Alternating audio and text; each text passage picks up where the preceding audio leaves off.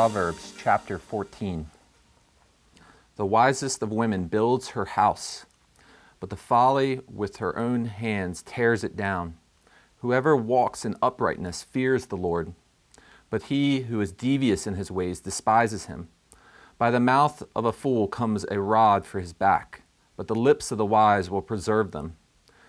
Where there are no oxen, the manger is clean, but abundant crops come by the strength of the ox. A faithful witness does not lie, but a false witness breathes out lies. A scoffer seeks wisdom in vain, but knowledge is easy for a man of understanding. Leave the presence of a fool, for there you do not meet words of knowledge. The wisdom of the prudent is to discern his way, but the folly of fools is deceiving.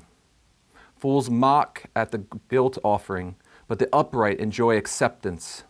The heart knows its own bitterness, and no stranger shares its joy. The house of the wicked will be destroyed, but the tent of the upright will flourish. There is a way that seems right to a man, but its end is the way to death. Even in laughter the heart may ache, and the end of joy may be grief. The backslider in heart will be filled with the fruit of his ways, and a good man will be filled with the fruit of his ways. The simple believes everything, but the prudent gives thought to his steps. One who is wise is cautious and turns away from evil, but a fool is reckless and careless. A man of quick temper acts foolishly, and a man of evil devices is hated. The simple inherit folly, but the prudent are crowned with knowledge. The evil bow down before the good, the wicked at the gates of the righteous. The poor is disliked even by his neighbor, but the rich has many friends. Whoever despises his neighbor is a sinner, but blessed is he who is generous to the poor. Do they not go astray who devise evil? Those who devise good meet steadfast love and faithfulness. In all toil there is profit, but mere talk tends only to poverty. The crown of the wise is their wealth, but the folly of fools brings folly.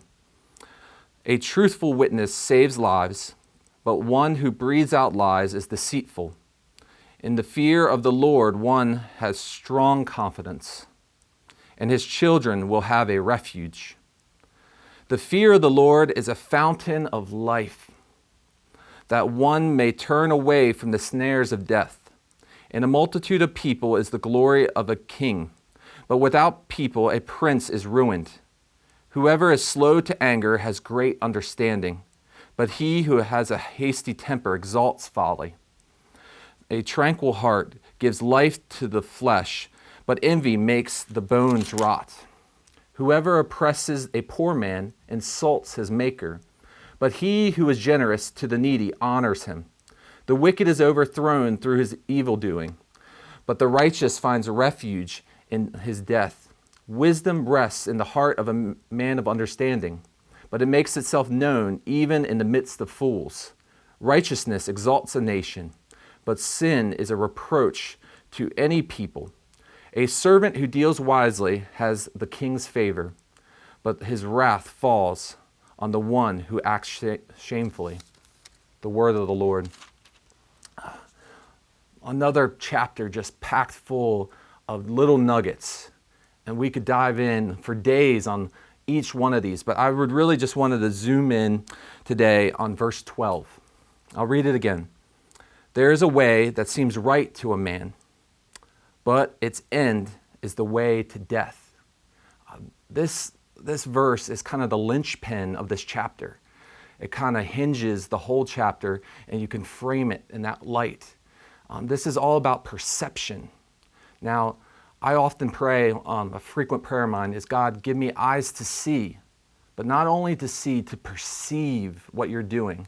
God, give me ears to hear, not only to hear, but to understand and to obey. Now, this is all about perception. I'll read it again. There is a way that seems right to a man, but in the end, it is the way to death. Now, it's all about what kind of lenses are we wearing. Are we wearing the smeared lenses of selfishness? Or are we daily putting on the lens of Jesus? Are we looking through our world as we walk each day into work, into our households, into our communities? Are we putting on the eyes of Jesus for others so that we can perceive the way of wisdom? That's my question for you today. I have two of them, actually. Question 1, in which areas of life are you wearing the wrong lenses? Question 2, what are some practical things that I can do to help correct my spiritual vision? Be blessed.